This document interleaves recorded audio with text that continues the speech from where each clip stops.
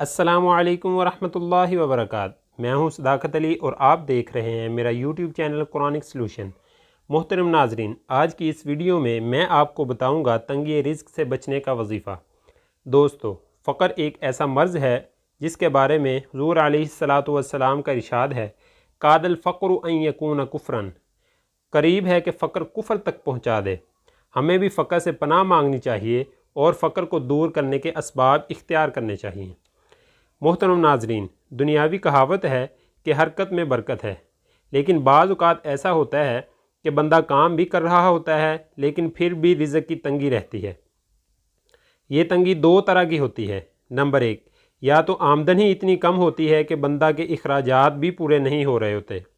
Number دو، یا پھر رزق تو بہت ہے لیکن بندہ کہتا ہے کہ اتنا پیسہ آتا ہے لیکن سمجھ نہیں آتی کہ پیسہ جاتا کہاں ہے۔ محترم ناظرین، تنگی رزق کے بہت سے اسباب ہیں لیکن سب سے بڑا سبب گناہوں کی کثرت ہے۔ جی ہاں، بندے کے اعمال پر ہی اس کے رزق کا فیصلہ ہوتا ہے۔ جس بندے کے اعمال نیک ہوں گے اس کا رزق بھی کشادہ ہوگا، اور جس کے اعمال بد ہوں گے اس کے رزق میں برکت نہیں ہوگی۔ تو سب سے پہلے جو رزق کو کشادہ کرنے کے لیے کام کرنا چاہیے وہ ہے ترک معاصی، یعنی گناہوں کو چھوڑنا۔ سب سے پہلے گناہوں کو چھوڑنا ہے، پھر اس کے بعد یہ وظیفہ کرنا ہے۔ لیکن اس سے پہلے اگر آپ نے ہمارے چینل کو سبسکرائب نہیں کیا تو ہمارے چینل کو سبسکرائب کر لیں تاکہ ہماری اگلی آنے والی ویڈیو آپ کو مل سکے۔ پھر اس کے بعد آپ نے ایک تسبیح لا الہ الا اللہ الملک الحق المبین کی روزانہ کرنی ہے، یعنی 100 بار روزانہ پڑھنا ہے۔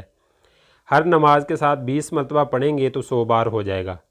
پھر دیکھیں آپ کے رزق میں کیسے برکت ہی برکت ہوتی ہے۔